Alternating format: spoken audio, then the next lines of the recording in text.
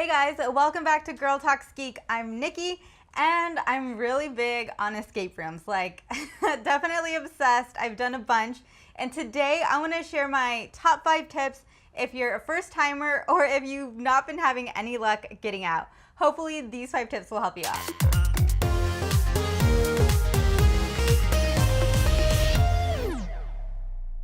Okay, so my first 2 tips are before the game even starts.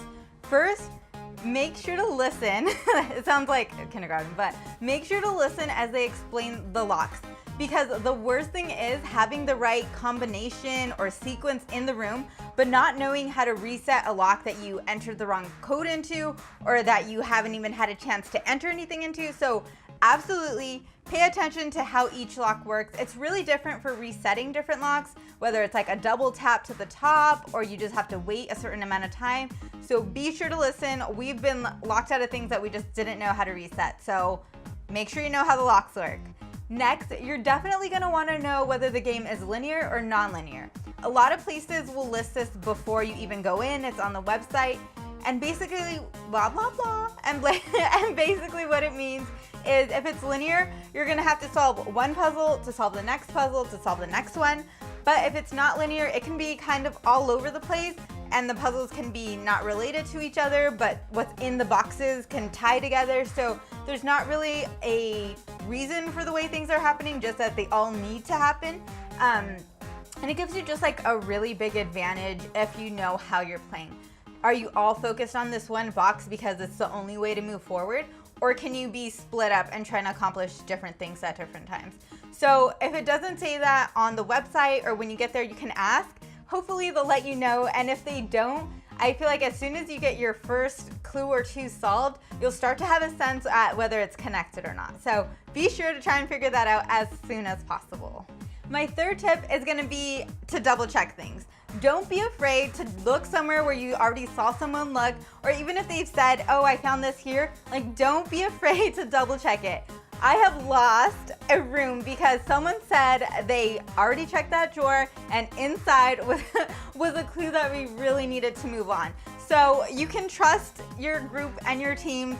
If they looked in it, that's great. But if you guys are stuck and you're not moving on, do not be afraid to go back and look at it again, especially because some things can be so subtle, like a sticker in a drawer that someone else thought was nothing could actually be something in your mind that clicks with another clue. So whatever it is, if you're stuck, go back, double check. Even if you're just having trouble moving forward and finding something, start double checking because things are gonna click differently for different people, and sometimes people just overlook stuff and cost you the game and you hate them forever. So I don't want you to hate anybody. I want you to win. I want you to escape. So be sure to double check whenever you can. Just keep time in mind. Tip number 4 is to touch everything. And okay, it's really weird because in normal life, obviously you're not just like picking stuff up whenever you want and touching it. So you get used to just doing that, like as a person. But when you go into an escape room, everything is free to touch. Unless they've told you like, don't touch this and don't touch that. Everything else, like you really need to touch it, move it, examine it.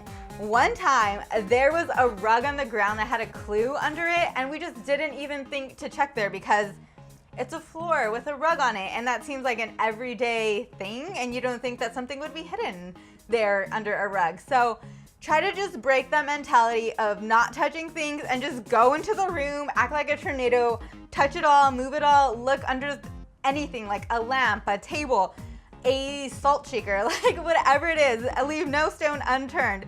Trust me guys, this is a really big one. I've passed over things just because it looks so ordinary and mundane to me that I just kept going. My last tip, it's pretty simple, but it's just about being quick. As quick as you can go that speed, because at the end, it's gonna be really high pressure and you're trying to get out, and like every second that you wasted beforehand is gonna catch up to you, and that is the worst feeling. So if someone unlocks the door, everybody hurry up and go through it. Like don't just like casually like walk over, like everyone just go towards that door as quickly as possible. trust me, the worst feeling is when you get to the end, you think you have it, and you just took a little too long. That is what heartbreak is. So move really quickly, no matter what it is, whether you all have to hit a button at the same time. The little stuff, just do it fast, so at the end, you have this extra 5-10 minutes to really like solve it all and escape. So those are my 5 tips. I really hope they help you escape from your next escape room. Escape rooms are so much fun. I hope you go check them out if you haven't already. If you have any other questions or need more tips, let me know in the comments. I would love to do a follow-up video and share even more tips and tricks that I've learned. But let me know if you guys want that. Let me hear you in the comments. That's it for today. Please subscribe if you want to check out more of my geeky videos. I'm super excited to share more with you guys, so subscribe, be my friend, and I will catch you in the next video. Bye.